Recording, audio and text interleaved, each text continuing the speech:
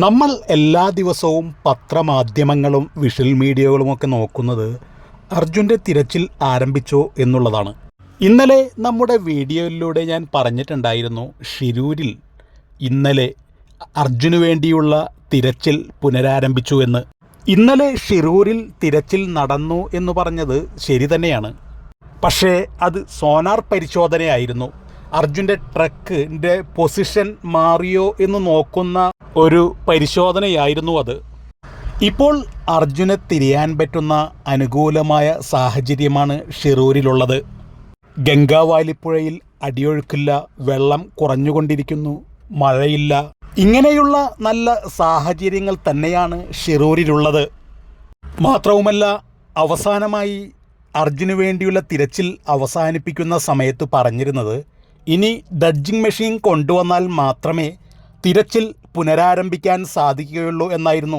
പക്ഷേ ഇപ്പോൾ ഡ്രഡ്ജിങ് മെഷീനും തയ്യാറാണ്. മലപ്പുറം ജില്ലയിലെ വേങ്ങരയിലുള്ള ഉമർക്കാട കയ്യിൽ ഡ്രഡ്ജിങ് മെഷീൻ ഉണ്ട് എന്നുള്ളൊരു സന്തോഷ വാർത്തയാണ് ഉമർക്ക 2-3 ദിവസം മുൻപ് നമ്മോട് വളരെ സന്തോഷത്തോടു കൂടി പങ്കുവച്ചത്. ആ ഡ്രഡ്ജിങ് മെഷീൻ ഇപ്പോൾ എവിടെയാണോ ഇരിക്കുന്നത്, അത് കേരളത്തിലാണെങ്കിൽ കേരളത്തിൽ നിന്നും എടുത്തുകൊണ്ട് അത് ഷിരൂരിലേക്ക് എത്തിച്ച് കൊടുക്കാനുള്ള ആളുകളും റെഡിയായി നിൽക്കുകയാണ്.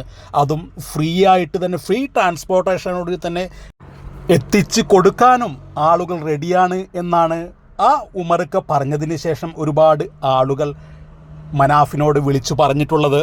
ഇതിനിടയിലാണ് പല പല വീഡിയോകളുടെ താഴെയും ഒരു അത്ഭുതം തോന്നിക്കുന്ന ഒരു കമൻറ്റ് കാണാൻ സാധിച്ചത്. ആ കമൻറ്റ് ഇങ്ങനെയാണ്: അർജുനെ മനാഫ്, അഥവാ മനാഫ് എന്ന് പറയുന്നത് ലോറി ഉടമ, ആ മനാഫ് അർജുനെ മഹാരാഷ്ട്രയിൽ ഒളിപ്പിച്ച് വെച്ചിരിക്കുകയാണ്. കൂടാതെ മനാഫിൻ്റെ മറ്റൊരു വണ്ടിയിൽ അർജുനിപ്പോൾ ജോലി ചെയ്തുകൊണ്ടിരിക്കുകയാണ്. പലതരത്തിലുള്ള പ്ലാനുകൾക്കും വേണ്ടിയാണ് അർജുനെ മനാഫ് മഹാരാഷ്ട്രയിലേക്ക് കൊണ്ടുപോയിരിക്കുന്നത് എന്നാണ് മറ്റൊരു കമൻറ്റ് കാണുന്നത്. ഈ കമൻറ്റുകൾ ശരിക്കും ഒരു ലോജിക്കില്ലാത്ത കമൻറ്റാണ്. ഷിരൂരിൽ നിന്നും അർജുനെ കാണാതായതിന് ശേഷം 2 ദിവസം കഴിഞ്ഞപ്പോൾ ഒരു കമൻറ്റ് കാണാൻ സാധിച്ചു. ആ കമൻറ്റ് ഇപ്രകാരമായിരുന്നു: അർജുൻ്റെ വണ്ടിയിലേക്ക് മണലുകളും പാറക്കല്ലുകളും പതിക്കുകയും തുടർന്ന് ഡോർ ഓപ്പൺ ആയതിന് ശേഷം അർജുൻ പുഴയിലേക്ക് വീഴുകയും അർജുൻ നീന്തി ഏതോ ഒരു ഗ്രാമത്തിൽ അകപ്പെടുകയും അവിടെ സുഖമായി ചികിത്സയിൽ കഴിയുകയുമാണ് എന്നാണ് അന്ന് കണ്ട കമൻറ്റ്. സത്യത്തിൽ ആ ഒരു കമൻറ്റിന് അന്ന് കുറച്ചെങ്കിലും ഒരു ലോജിക്ക് നമുക്ക് തോന്നിയിരുന്നു. അത് ചിലപ്പോൾ സത്യമാകാം എന്ന് നമ്മൾ വിചാരിച്ചിരുന്നു. പക്ഷേ ഇപ്പോഴുള്ള അവസ്ഥ അങ്ങനെയല്ല. എല്ലാവർക്കും അറിയുന്ന ഒരു കാര്യം തന്നെയാണ്, അർജുൻ ഇപ്പോഴും ആ മണ്ണിനടിയിൽ കിടക്കുന്ന ആ വണ്ടിക്കുള്ളിൽ തന്നെയുണ്ട് എന്ന് തന്നെയാണ് 99% നമ്മൾ മനസ്സിലാക്കിയിട്ടുള്ളത്.